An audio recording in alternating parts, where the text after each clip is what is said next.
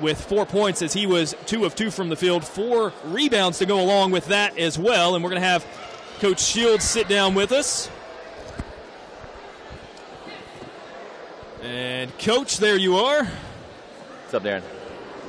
Not a lot. How's it? How are you doing? I'm doing all right. So a good win. Obviously, the guys knew that win and you're in coming into tonight. If they lose, they could have used some help from elsewhere, but that didn't matter. They pulled it out. They did. It was, we haven't been in that situation before where we've been up. That reminded me of some games last year where we were not actually trailing by 7 or 8 with 4 minutes left, which is where we feel like we've been all year long. Exactly, yep. And so that was a little different for us. And so I didn't think we kept our composure tremendously well. But in their defense, we haven't been there a lot this year, so this new group has to be able to do that.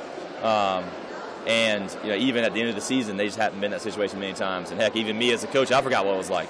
But I thought they did a good job making some free throws down the stretch. I think we fouled them a little too much.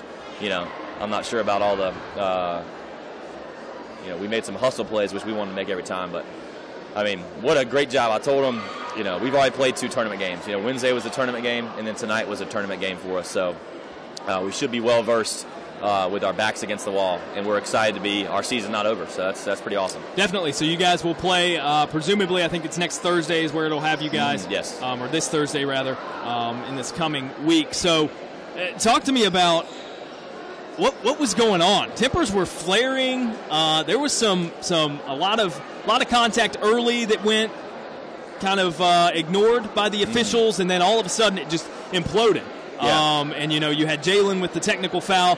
Chris, I don't know what was going on with him after he couldn't handle the pass under the basket there. What was going on with your guys? Just emotions running high? Well, yeah, I think they have fire and they have passion, which is great, but we want to channel that into execution.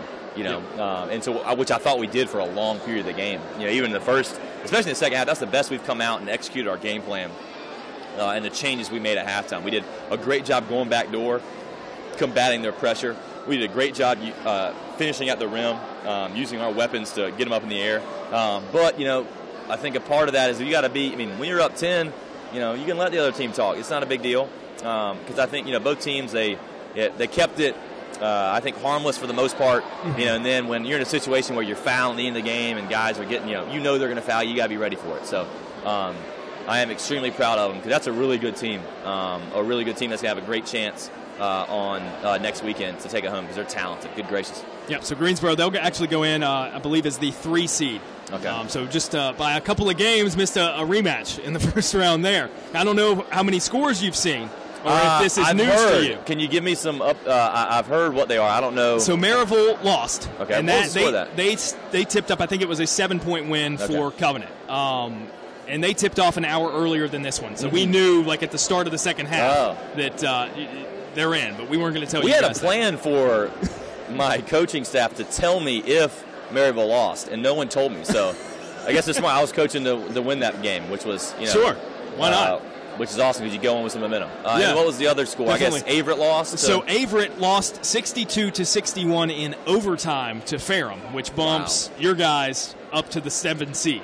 Wow. And with the Covenant victory over Maryville, Covenant sits in at the 2. Okay. So we're set for a rematch of the one game you did play against them. It was the buzzer beater over in that corner. Yeah. So that'll be a fun one.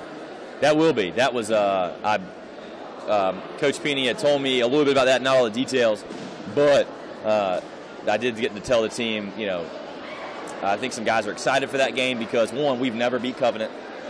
We've lost them every single year. 2 of them on buzzer beaters, one a really close game at their place last year. And then, that game was what a shot that kid hit. Yeah, absolutely. And so, we should have a challenge, and we have a challenge in front of us. They execute really well, have what I think maybe the player of the year in the conference, and TJ Cox, probably the coach of the year in the conference, in my opinion. And then they're a heck of a team, playing really well. And so hopefully we can go in there and, come in guns a-blazing and see if we got a chance with 4 minutes left, and hopefully we can execute and keep our heads a little better than we did today. So you said after the last game that you were a firm believer in senior day, senior start. Yeah. So we saw Nate Strother, Taekwon Nolan, along with Terry Rogers in the starting lineup. I think they all played pretty well. I agree. Was it did it feel good for you to, I guess, right off the bat, you guys had, within 5 or 6 minutes of play, 8 guys who had been on the board, who had scored. Yeah. Did that maybe play a factor in kind of the unselfish nature of this game? I know the team normally is pretty spread out with its scoring, but I think that may have even helped in spreading things out early. That way it kind of set the tone.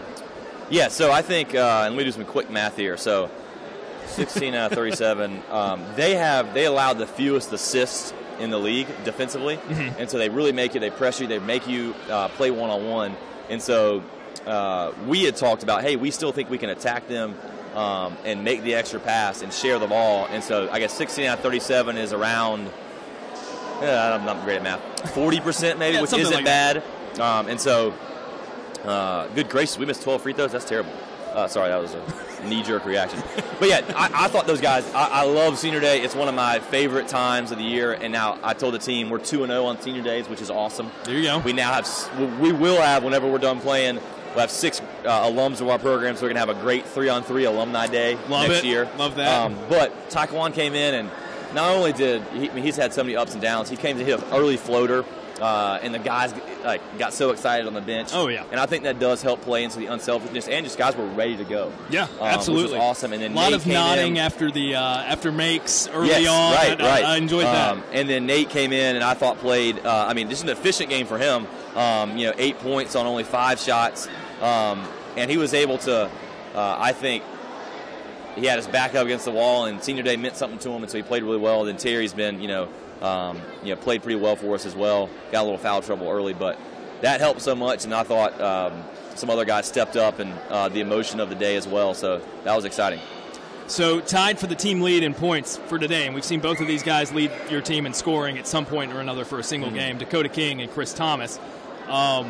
Man, that's developed into quite a 1-2 punch down low, kind of the in and out game, I think. And King really, we talked about it. Sam statistically is right up there for Conference Rookie of the Year, but I mean Cody's done a pretty good job as well.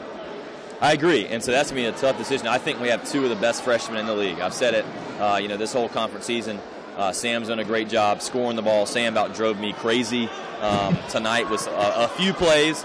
But his shooting really helps us, and Cody does all those little things. And occasionally he'll score really well, and he'll get a double-double. But, man, that guy's one of our best help defenders. He protects the rim really well and does all those things that don't show up. And so sometimes he has nights where, 7 for 11, 18 and 6, while guarding what I think is one of the best big men in the conference in Paris Scales. Yeah. And so that's... And mitigating his effect pretty largely. Without a doubt. When you can win that battle, that's awesome. And we're pumped to have both those guys for 3 more years, without a doubt. Because that 1-2 punch is really, is really tough. Yeah, definitely. All right, Coach. Snapshot reaction, Covenant. What are you looking at game plan wise? Well, I think TJ Cox is very difficult. They set a lot of ball screens, so our ball screen defense will be very good, or have to be very good. We got to communicate. They got. I haven't watched them on film in probably a couple weeks just because we haven't played a common opponent in a while.